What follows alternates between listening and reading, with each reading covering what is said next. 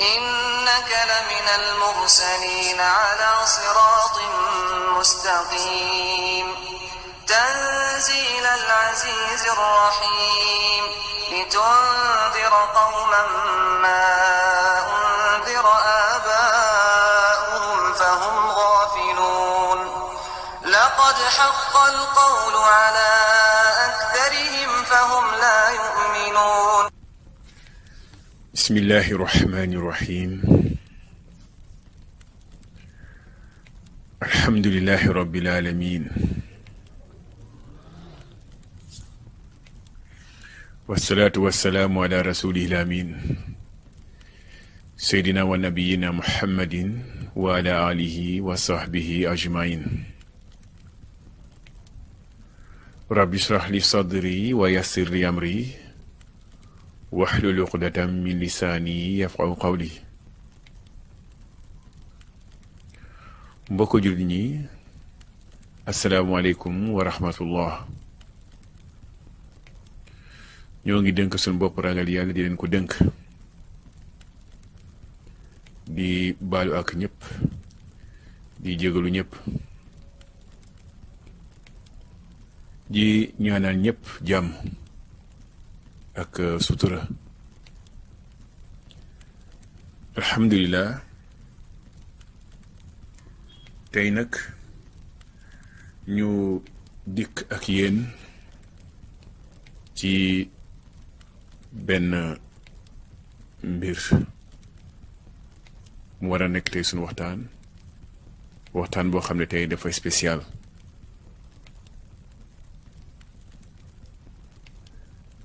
fan yi wala fan yële yu weesu yaa ngi ni doon dégg ay wax yu jóg jëme ci ay prophète ay yonent yu bees ak ay julli ngeen xam ne ci langue pulaar wala ci langue wolof bi ci njëkk sax moo nekkoon benn julli boo xam ne ci langue wolof dañ ko fi defee woon ak langue pulaar boo xam ne lu yàggul la ak ay prophète nit yoo xam ne di wootewu seen bopp ay yonent lañ loolu yëpp dëgg nañ ko fi mu nekk ay mbir yoo xam ne yu doy waar ci suñ jamono bi nga xam ni daanaka mun nañu wax ni mujjum jamono lañ toll fu mu tel nii xam ngeen ni caricature moom dara baaxu ci rawatina bu ñu caricaturé ku mel ni yonent bi alayhi salaatu wasalaam mais xool leen tey fii Sénégal am na nit ñoo xam ne dañoo woote woo ñoom alxuraan kese la ñuy sukkandiku alxuraan kese la ñuy wax lépp loo xam ne xadis la wala ñu jëlee ko ci ay yonent bi sallallahu alayhi wa sallam loolu moom ñoom duñ ko jël ñoom la ñu wooye quraaniyuun mooy les coranistes les munkirul xadis ñi nga xam ne ñoom dañoo bañ xadis ñooñu nag mu am ku leen jiite fii Sénégal gis ngeen image boobu moo wane image boobu ngeen gis ci photo bi nii waa ji yor entonnoir boobu muy li ñuy wax lantinoor muy entonnoir ci tubaab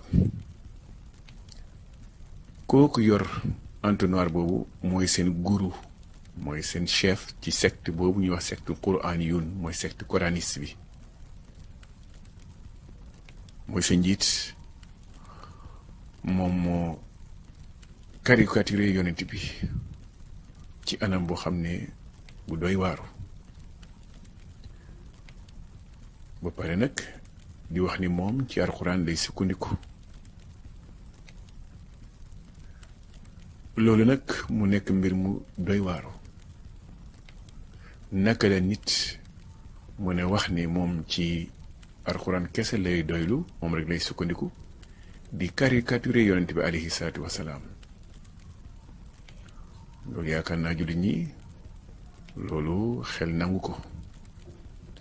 loolu laa bëgg na tey ñu ngeen ànd ak man ñu déglu ay waxam ak di ci topp incha allah.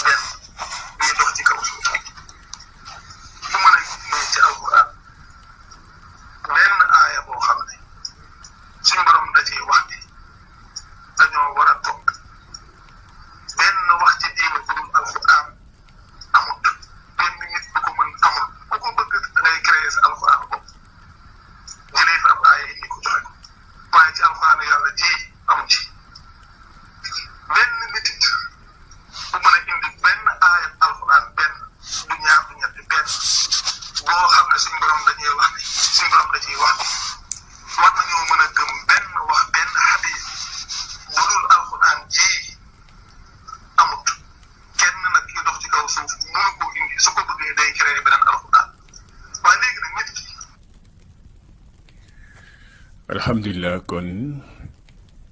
ñoo ko déggandoo ñaari waxam yooyu nu mu ko àndee melal yonent bi entonnoir lantinoor nee na yonent bi sallallahu alayhi wa sallam lantinoor la. léegi mbokk yi balaa ñoo commenté li nga xam ne moom la wax nañ jéem a xool lan mooy lantinoor. la tubaab di wooye lantinoor mooy entonnoir lu mu koy wooye luy loolu. alhamdulilah lantinoor buñ ko waxee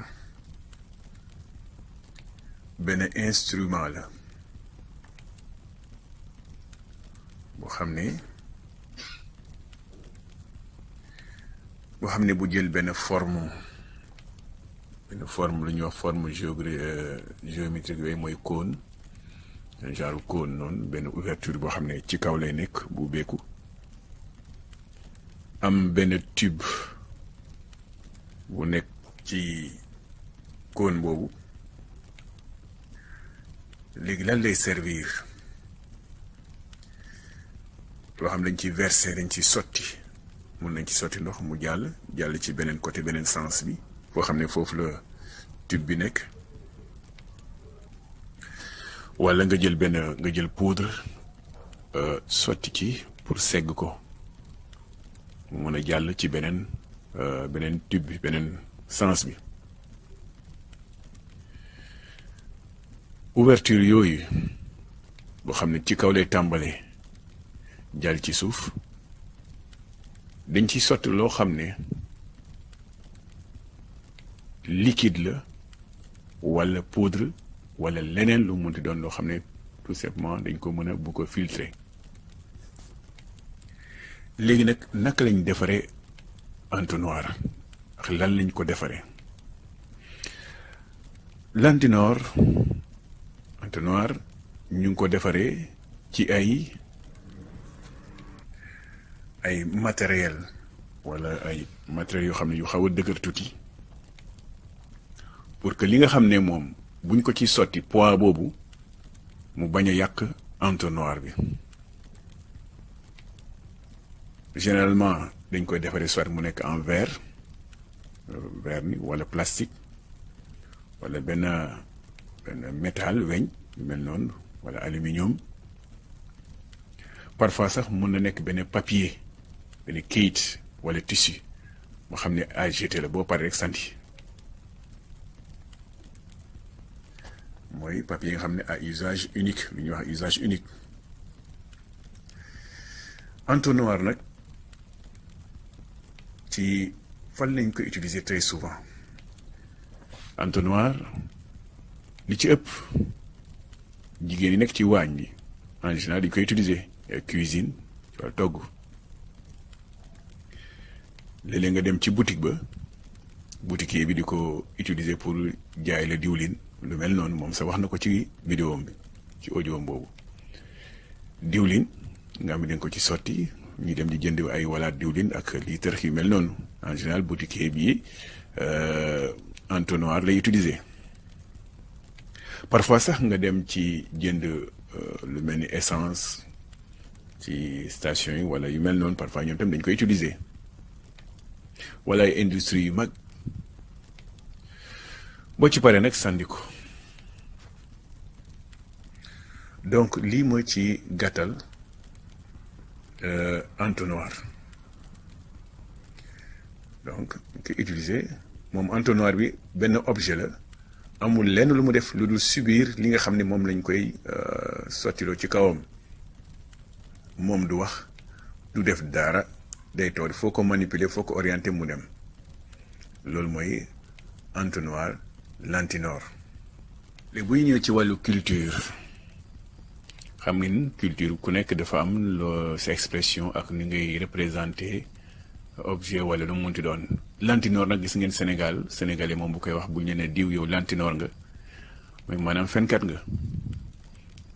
da nga mën a fen da nga mën a nettali waaw. waa ji nag loolu la wax yonent bi sallallahu lantinoor la ak li ñuy jot a wax li yëpp ci lantinoor.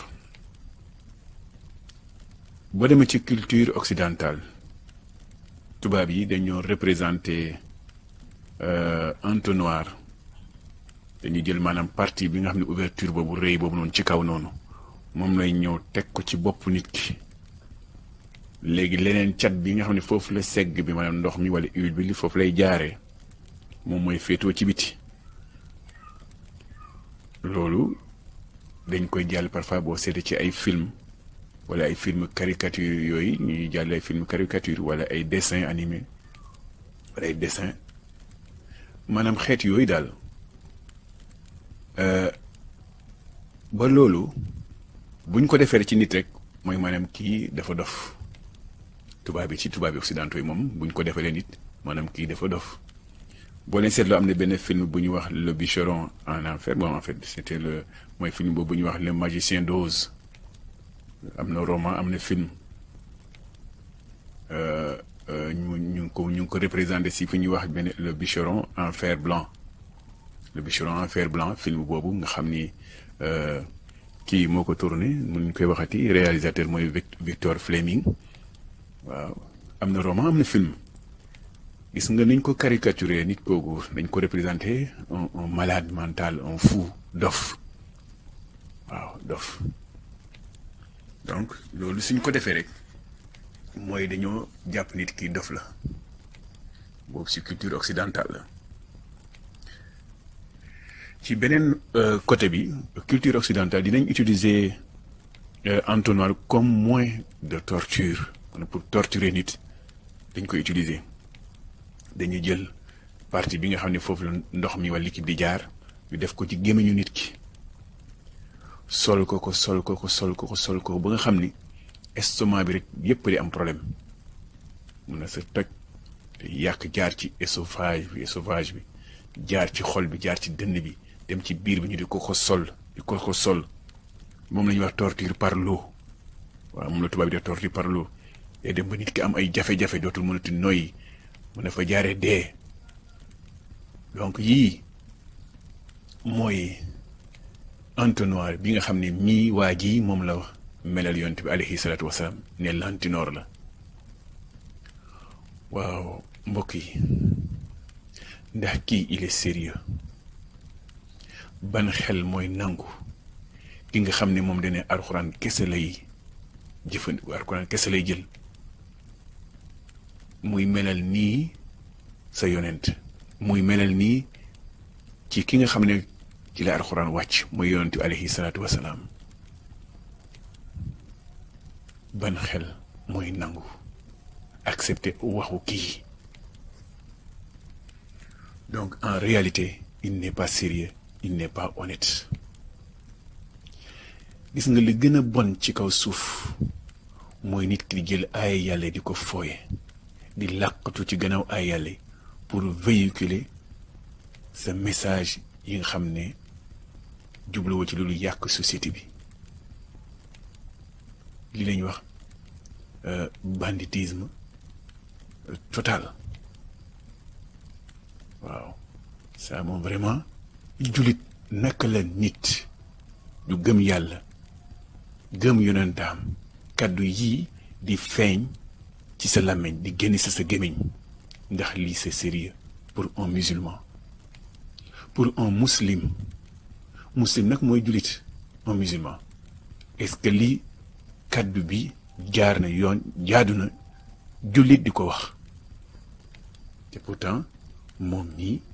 moom ni Quran kese lay wax, moom mooy chefu gaañi mooy seen guru. kon ngeen gis ni mbokk mi dëgg am na jafe-jafe. waaw jafe-jafe bi mu am wax dëgg yàlla jéggi na dayoo. waaw war na jaar nag xëy na laboratoire ñu ne ko kaay ci diine islam bi. diine islam bi mooy alxuraan ak sunna. waaw moom nee na ku wax alxuraan ak sunna rek bokkaale nga, moom loolu la wax. te sunna moom mooy islam moom mooy sunna. waaw jeex na tàkk. waaw lu waay jël leneen lu bokkul ak loolu rek wàcc nga islam. moom nag nee na képp ku ko àndil waxu nit moom du ko jël, alxuraan kese lay jël. waaw alxuraan ndax moom dafa jëkk ci kaw asamaan rek wàcc? est-ce que noonu la alxuraan mel? yaakaar naa ne alxuraan moom ñëpp ñu jàng alxuraan, képp ku xam histoire islamique, alxuraan ñëwewul noonu. aaya par aaya yonent bi di ko jàngale, di ko firi, di ko expliquer nit ñi aaya par aaya pendant 23 ans. waa ñi ñu ko móol ba dajale ko mu doon alxuraan nekk kaamil, ndax jógewu ci loxo nit? est-ce que ci loxo jinne la jóge? est-ce que malaaka yi ñoo ko def dajale ko nit ñi jox ko nit ñi, jóge ci ko asamaan rek jox ko nit ñi? yaakaar naa wax yi lii di waxu nit, lii mu wax nii du nit, du ko nite. waaw comme du jël ci waxu nit, te moom nee na recherche lay def, ay recherche. waa recherche yooyu muy jël fan la jóge? ndax basé wul ci ay nit? def naa de yàlla waxu ko de, ñi wax ak moom directement déedéet. waaw ndax yonent bi sallallahu alayhi wasallam daanu woon dund ci biir nit ñi, wala moom da doon dox ci kaw suuf nii rek tëj gémmiñam noppi, du ŋaang du wax, bu alxuraan ñëwee mu doog a ubbi gémmiñ mu doog a wax? wala ndax yonent bi sallallahu alayhi wasallam amul woon njaboot, du waxtaan ak nit ñi, du waxtaan ay soxnaam, moom day dugg ci kër gi rek noppi, amul vie de famille, daanu woon lekk, xanaa daanu woon naan? miskiin. ndax nit ñi daañu kon poser question? ndax ay njabootam soxnaam duñu wax ak moom? léegi nag lii yëpp moom daal yonent bi sallallahu alayhi wasallam daanu ci woon def dara. moom daal lantinoor la ko wax, mënal ko lantinoor, entonnoir. maanaam yonent bi sallallahu alayhi wasallam du expliquer ay. ban xel mooy nangu un professeur bu yor texte ci classe am du expliquer texte am te du am ay questions yu jógee ci élèves yi? est-ce que loolu xel nangu na ko? waaw moom mi li muy def ni di expliquer nit ñi di ko ci laaj mu koy accepter, moom muy firi ay yàlla yi. léegi yonent bi daal amul ci droit, kon moom rek moo ci am droit. miskiin. ci wax dëgg yàlla jar naa yërëm waaw lii dëgg moom xam ban xele koy nangu waaw malheureusement Sénégal moom dëkk la boo xam ne lu waaye ànd rek nit ñi jël suñ kilifa diine noppi ci kenn du ci wax dara waaw kenn du ci wax dara lu mel nii yow pratiquement dañu la saaga sax waaw bépp kilifa diine bu nekk fi Sénégal muy sa maam muy xalifa bi jóge fépp fu mu war a jóge ci kaw ba si tolloog yow ñoom ñëpp kii pratiquement da leen saaga parce que ñoom ñëpp yonent bi sallallahu alayhi wasallam lañu gëmoon moom lañ doon topp moom lañ doon roy kii jóge fee ne ni léegi yëpp lu ñu def benn baaxu ci miskin. léegi mbokk yi ñu ñëw ci beneen tomb bi beneen point yi nga xam ne ci wàllu julli la wax léegi ñu déglu tuuti rek jéem a xool moom lu mu ci wax déglu moom lu mu ci wax ñu déglu d'abord Sa Ndiogou ak moom ci plateau bi.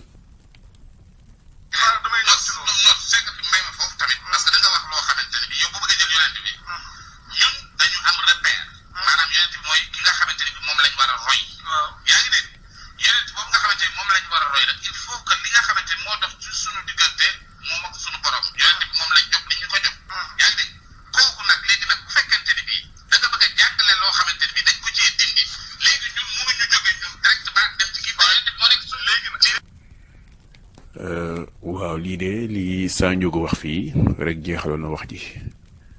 dëgg yonent bi sallallahu alayhi wa sallam kenn mënu ko dindi ci diini bi loolu moom mënta nekk waaye dañuy wéyal waxtaan bi ñu déglu ko ci beneen point ci wàllu julli gi si boppam balaa ñu commentaire waxam yi. damay dellu si waat tuuti rek ci mbirum julli parce que maa ngi dégg julli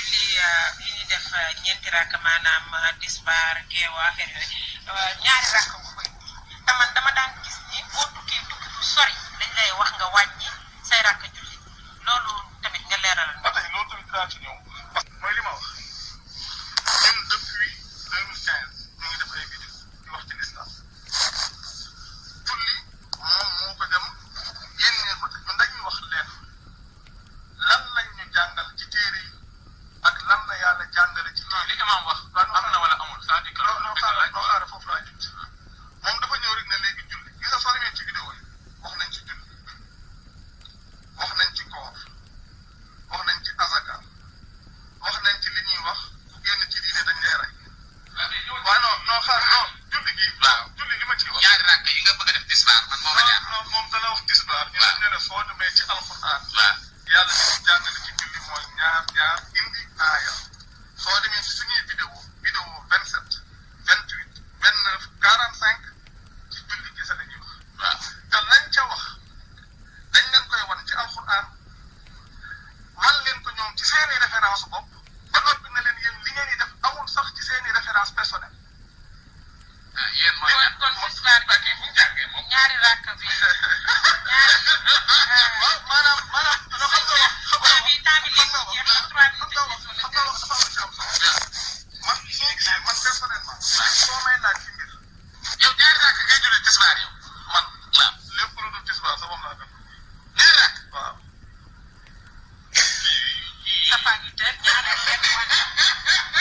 maanaam loolu may wax ne xoolal lii ma wax ni non weesu na nooy amul lu ma wax lu nekkul ci alxuraan te leen lu ci ne soo demee ci vidéo yi loolu xool chaîne laa ngi YouTube chaîne laa ngi wala yaa réer non waaw kay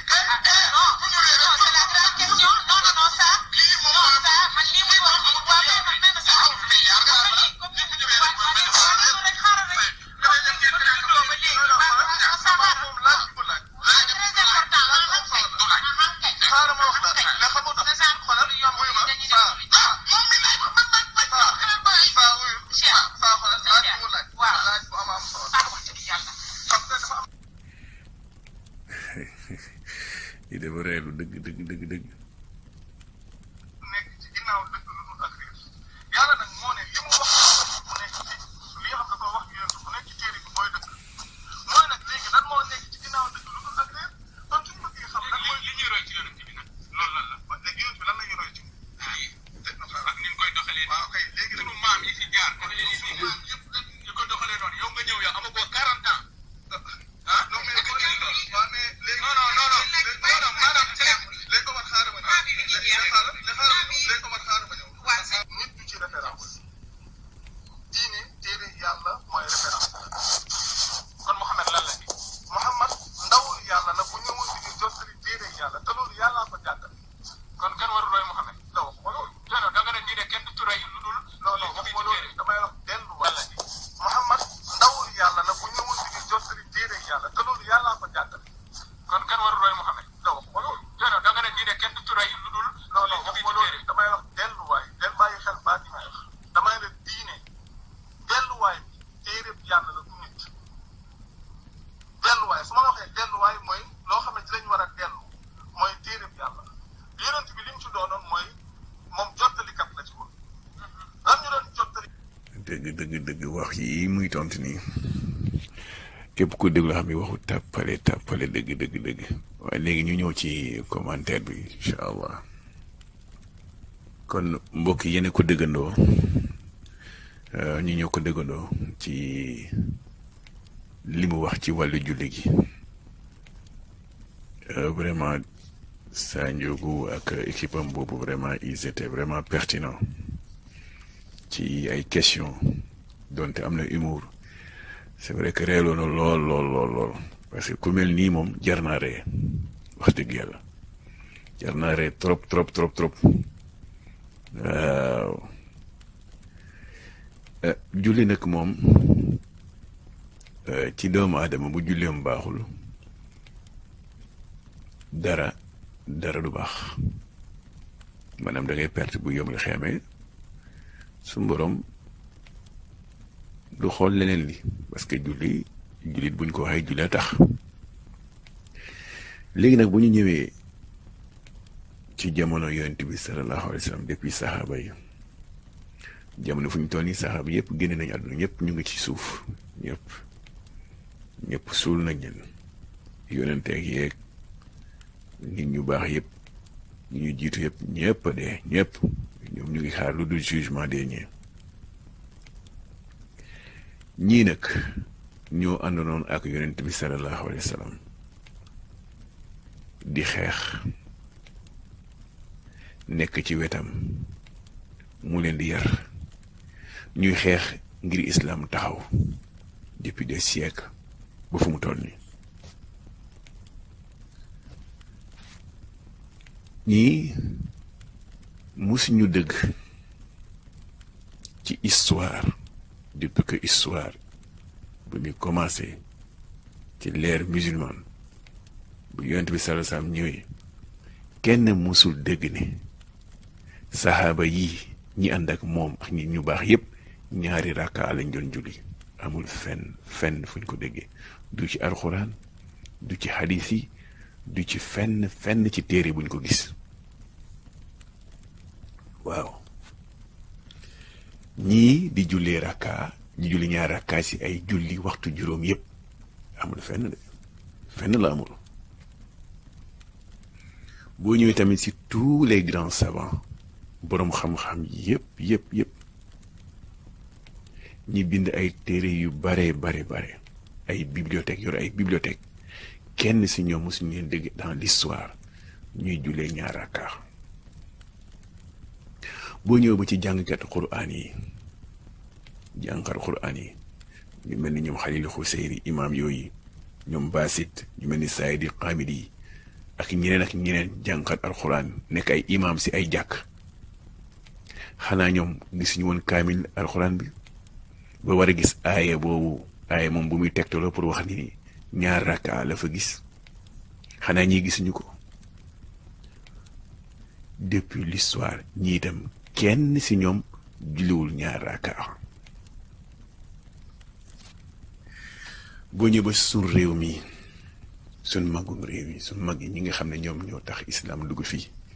musuñu dëgg aussi ci histoire ci waxtu juróom yépp ñoom ñu julli ñaari rakka ci waxtu yépp amul. ba si daara yi nga xam ne moom lañ ubbi fii Sénégal benn daara alxuraan kenn xale yi di fa jàng ba màggee fa di fa jël jàng xam-xam kenn si ñoom jullewul si ñaari rakka ba faatu ci amul fenn depuis dans l'histoire. waa kon mbokk yi est-ce que lii xel nangu na ko lii ban xel moo koy nangu kan mooy accepté lii kii lan la mérité mbokk ñi kii lan la mérité en réalité il n'est pas sérieux respecté wul benn jullit respecté wul yonent bi sallallahu alayhi wa sallam sahaaba yi kenn ci àdduna kon tout le monde entier àdduna bi yëpp a juum yëpp pour moom ñëpp a juum àdduna bi yëpp a juum mag ak ndaw ñi nekk ci daara yi tout le monde mbokk jullit ñi xam ngeen ni ci àdduna nit sa julli bu yàkkoo danga koy réparer bu sa julli baaxul benn yoon wala julli woo sax faf wala doo julli te lu tax ñu lay wax ngay julli lu tax ñu lay wax jullit nga c'est parce que da ngay julli bu yàlla accepté sa julli fii àdduna nangul la ko bu yomal xam yi moom am nga mille chance pour réussir pour dem àjjana mais ku yàlla nangul benn julleem am nga 1000 malheur pour dugg safara kon moom depuis saxaaba yi depuis yoon di sallallahu alayhi wasallam ñii ñëpp kenn si ñoom seen julli baaxul comme ñii ñëpp safara la ñuy jëm ah lii mooy réalité bi kon moom rek moo am dëgg moom ak ñi mu àndal moom rek la julleem baax moom rek moo normal un jeune de rien du tout qui n'a même pas 40 ans dégg ngeen ko ci audio yi waaye yéen doomu aadama yi yéen Sénégalais yi est-ce que lii nit war na mën a accepter lii bu lay jullit nga li ci gën a doy waaru nag mooy waa ji ci boppam mooy ubbi daaram làkku ci gannaaw enseignement général nee na enseignement général lay def jàngale anglais jàngale français jàngale arabe pour xale yi waaw ku mel nii waaye juru sénégalais yi dem jël seen doom jox ko imaginez-vous les conséquences balaa xale bi di màgg lan lay jël kan lay roy ku dul moom enseignement am lay jël or yéen parents d'élèves yi yéen parents vous êtes responsables te yonent bi sallallahu alayhi wa sallam nee na nit ñun ñëpp ay sàmm lañ te bu yomul xam suñu borom dina laaj li nga doon sàmm lan la kon nous sommes tous responsables de nos actes lépp lu ñu jël bu ñu jëlee suñ doom yi den yebbu foofu on sera responsable te suñu borom ngi wax ni nañu fegal suñ njaboot yi safara nañu leen musal nañu fexe ñu sori safara gi nañu leen fegal nañu leen protéger contre l'enfer contre feu bi contre safara lii la suñu borom wax ki nag jarul nag ñuy génne fi ay verset aya di wax parce que vraiment mérité wul lii même le mot Coran yi nuñ koy jox sax il ne mérite pas ça vraiment c'est triste vous les parents d'élèves vous les Sénégalais lii ngeen dégg nii vous que envoyez vos enfants dans cet établissement xam ngeen ni c'est l'enfer du tout c'est l'enfer waaw c'est l'enfer un gourou comme celui-là moom mooy yorente gaañi parce que koo xam ne yow benn wax yu wàccul ci yow nga am fit bu toll ni nga ne julli ni lañ koy defee te li ngeen ci xamul naka la koy jullee melokaan bi kayfiya bi niñ koy jullee boo ko gisoon rek nga yéemu. benn day yëkkati loo xam ne allahu akbar comme ñëpp teg loo xam si dënam jàng saaram jàng faate ak rukkoo buy yëkkati ko ci rukkoo di wax sami allahu liman hamida comme ni ñuy jullee nii déedéet dene allahu akbar. bu demee sujjóot boo sujjóotee booba da nga war a toog defaat beneen sujjóot julli normal mais moom bu sujjóotee benn sujjóot lay am jóg taxaw mu andi ñaari rakkaam bi ce qui veut dire que rakka bu nekk benn sujjóot la amul toog amul taaya loolu lay def amul taaya nee na képp ku taaya bokkaale ngay def ba pare nag comme doo taaya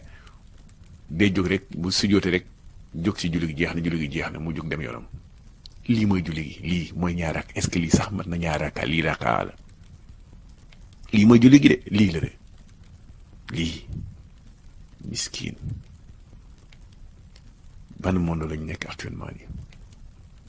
axiru zaman léppay feeñ lépp ngeen di dégg lépp ngeen di gis lii nag alayhi salaatu wasalaam suñu yonente waxoon nañu ko jàngal nañu ko waaw waxoon nañu yépp mujjum jamono léppay feeñ. xam ngeen ni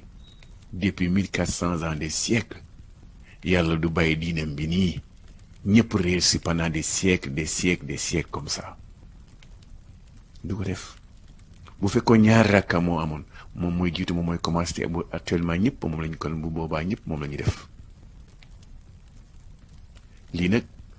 invention créé jël ay déggin am sa déggini bopp firi ko ni mu la neexee yëbbale ci les ignares ñi nga xam ne ñëpp ay ignares lañ ils n'ont rien compris waa ji nax leen jaar seen kaw ñoom ñu topp ko parce que ils sont séduits de ce qu'il est en train de réciter. le Coran di ko firi di ko jàngee ni mu ko nekk comme tafsir boobu ñëpp ko xam Quran bi du Quran nit ñi xam nañ ko waaye xam nga Sénégalais rek dafa yomb yóbbaale. da nga gis ko xam ne ku am 30 ans ki am 40 ans ki am 50 ans 60 ans dëgg li mu wax la ñu topp ko yow tu n'as même pas essayé de chercher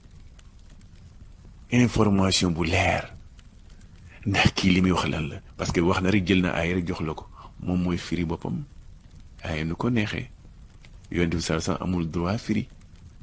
moom daal mooy firi comme que nee na yonent bi de lantinoor la vraiment c'est triste pour lui c'est triste pour les Sénégalais xam nga islam nag boo ci génnee dañ lay woo ñëw la nga tuub bàyyi nii waaw mbokk jullit ñi lii mooy égarement dëgg waaw mooy réer complètement nga réer complètement ci diine bi waaw xam nga réer sax parfois nit mun na réer sax ñu orienté ko mu gisaat yoon bi waaye ki daa wàcc complètement diine bi daa wàcc. lan lañ mën a jëlee ci waxam yi aussi bu ñu dellusee li mu wax yoon bi sallallahu alayhi wasallam lantinoor la ak li ñu jot a expliqué léegi ci wàllu lantinoor moom dafa considéré yonent bi sallallahu alayhi wasallam considéré ko comme un fou dof waaw parce que jël nañu exemple ci ñooñu di caricature yonent bi caricature ci lantinoor bu ñu ko jëlee ci culture occidentale li ñu wax ci kaw. beneen bi mooy au Sénégal li ñu jàppee lantinoor comme ku ñu wax lantinoor rek fenkat nga kon il considère le prophète comme fenkat subhanallah considérer yonent bi sallallahu comme un objet nga xam ne da nga koy jël utiliser ko sànni ko. yonent bi sallallahu dafa nekk koo xam ne kuy transmettre alxuraan rek jeex na amul droit di firi aaya amul droit di expliquer miskin subhanallah waa kii jar na yërëm donc moom rek moom moo am droit am tuppe di firi aaya nu mu ko neexee di ko manipuler aaya yàlla yi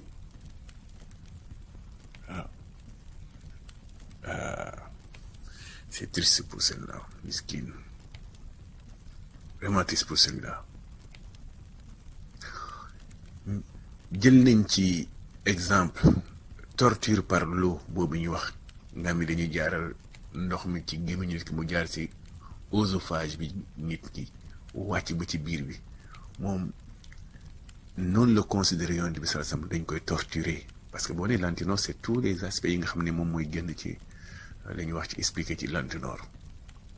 ñii la considéré ñun suñu yoon ba pare ñi di ko topp accepté loolu xam nga ni Sénégal la waaw lii de kuñ ko waxoon même sa sëriñ di nga jóg gàddu yat kuñ ko waxoon sa baay di nga jur gàddu yat kuñ ko wax ku mu doon di nga gàddu yat mais comme prophète bi leen sallallahu alayhi wasallam gars yi nit ñi def lu leen neex waaye suñu borom du seetaan lii de dina la bàyyi nag ngay dox waaye bu bés bi jotee mu def la muy def waa ji nag moo jàngale aussi ci même ci ay vidéo nee na jigéen bu gisee mbaax jigéen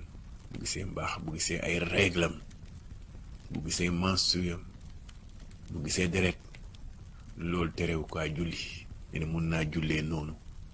mun naa woor mun naa julli parce que leneen ci alxuraan la ko jëlee firi ay aayam nu mu ko diggee nu mu ko neexee waaye yéen jigéen ñi est-ce que yéen lii xel nangu na ko est-ce que lii xel nangu na ko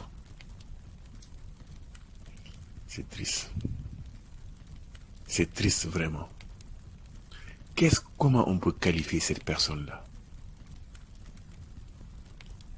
moo tax am na benn waay bu ne woon bu doon tooñ ni seen gaañoo di daan ki yéen seen yonente boobu seen yonente yàlla vidéo mooy effectivement mooy yonente yàlla vidéo parce que au début il ne sortait pas il parlait derrière l'écran nekk ci vidéo am di wax rek waaw di wax rek des ignares ñoo xam ne des illettrés ñoo xam ne ñeneen ñoo xam ne topp ko comme ça waaw même des certains soi-disant intellectuels comme ça waaw parce que ça les arrange mun nañ nëbbatu foofu def sa tooxi dooni loolu neex nga def foofu c'est comme ça tu peux faire tout boo fa làkkoto di nga wax lu la neex def lu la neex mais suñu borom moom waaw yàqamtiwul waaw dem na ba sa jàngale aussi nit warul jonk góor warul jonk c'est pas possible waaw nee na jong moom erreur la miskin nee na góor warul jàng xoolal loolu rek comment man je me pose la question naka la ay nit yu toppee ku mel nii waaw kon mbokk jullit ñi ngeen gis ni kon lii c'est un véritable problème surtout ci monde buñ toll nii lii benn secte la te Sénégal fii on en a plusieurs beaucoup de sectes ñu ngi fii ci Sénégal bii secte quraaniyun la moom la ñuy wax les coranistes ñoom nag dañuy bañ baat bi nee na ñoom ay muslim nañ waaw muslim moom xanaa moom du mooy jullit rek waaw muslim mooy jullit de waaw nee na ñoom ay jullit lañ donc ce qui veut dire que ñeneen ñëpp kenn du si muslim waaye nee na ñu ne ay pàcc lañ def su nit yi dañu def pàcc